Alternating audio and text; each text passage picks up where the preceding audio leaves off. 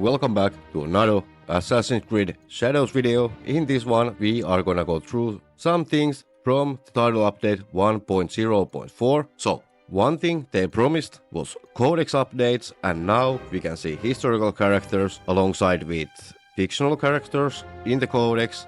And note, if Katsuhime did leave you, she wasn't in the ally category at all, so keep that one in mind. But the main highlight from this update, it is gonna be the Louis Freys quest. You need some progression in Yasuke's objective board before you can do it.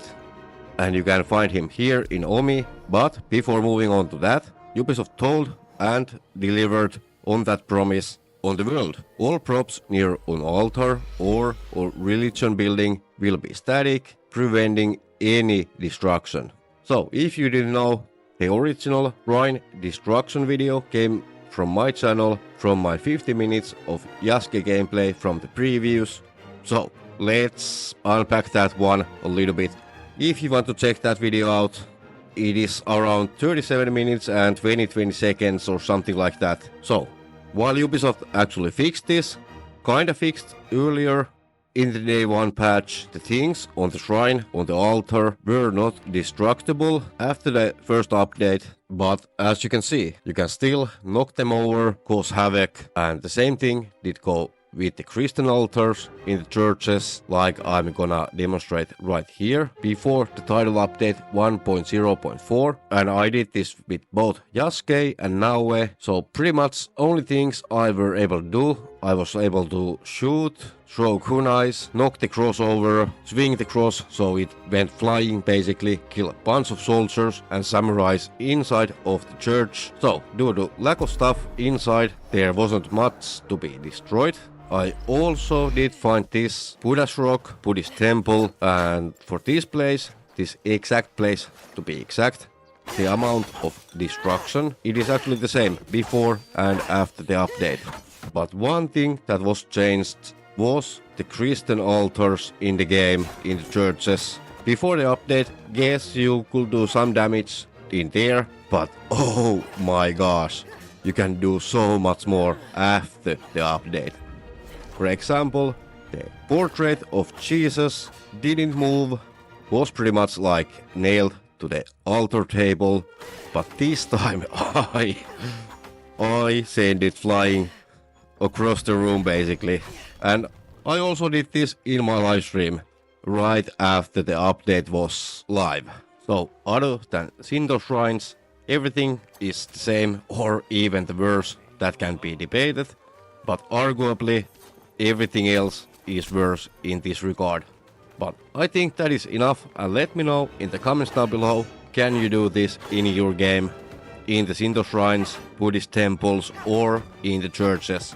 This update also did bring us on new Helix items in the store. For example, this Tengu pack, dual chroma pack, it is costing 2300 Helix credits and it is like 20 bucks in conversion. Again, my stance for this, the packs are way overpriced considering what we are getting from them. But the look of the pack, it is really solid. I really like the bird vibes from that gear. Also, it's focusing on the smoke bombs with Naoe, but 20 bucks, it is way too much, at least for me, for these packs at least. Also, what is new in the Helix store, it has to be the booster for the XP and Mon, and it is kinda salty price considering that we are still getting XP quite easily in the game if we are just doing the contracts, and those are resetting every season, so I personally don't see any point of having this one. But if you want to spend your money on this, totally up to you, do whatever you want. Before this is becoming a rant, let's move on with the list. And this is also bad news because Ubisoft did nerf the best perk that I was using before there were any updates in the game.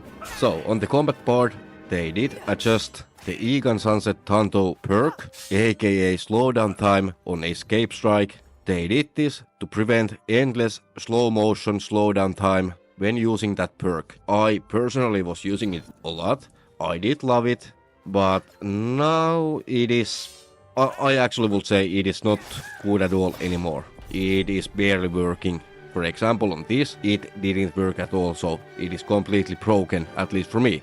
The absolute highlight of this update, it is the Louis Freys quest. After you have taken out enough targets from the Simbakufu target board and progressed enough in Yasuke's board, you can start this quest. There is little to no spoilers for this one, but don't jump into this quest with too much expectations, because this was quite short. Complete this quest, it took me around 20 minutes or something like that, doing everything. And while I was doing this quest, I happened to encounter in stream and after stream the internal vendors, aka those secret vendors, and if you want to learn more about those, I will leave a couple video links about the locations and some pro tips in the description box down below if you want to check them out. And with Yasuke I wasn't able to buy any gold, but with Naoe I had the option to buy 2 pieces of gold, so that is a secret change in my opinion, because now you don't actually have to switch between the characters in order to get the 2 gold pieces from these vendors. And of course, if you have found any secret changes besides this one, let me know in the comments down below, that would be much appreciated. And of course remember to like and subscribe for more. You may or may not wonder what I think of the quest. In my livestream I said if I have to describe it with one word, it would be yeah, and it is pretty much that. Nothing really special. Fun little thing, short quest. And I think if I wouldn't have finished the game before doing this quest, it would be a little more enjoyable, I think. But still, it is free content, so definitely I'm not complaining because of that. Because free stuff, free content, free quests, I take those in any time of the week. The Louis Freys, he's actually one of the key people in the people of Omi on the objective board, and I will actually predict in the next story drops that we are getting later on in the summer, we actually might see them in the objective board as well as quest givers, just like Louis Freys in this update. So fingers crossed that we are getting something out of it, because for this quest I actually don't know if I even should call it a reward, but we got 1100 XP, nothing else, absolutely nothing, 0 silts. But like I said, it was free, short quest, no complaints about that, so like 6.57 out of 10. And of course, if you want more AC Shadows content, I will be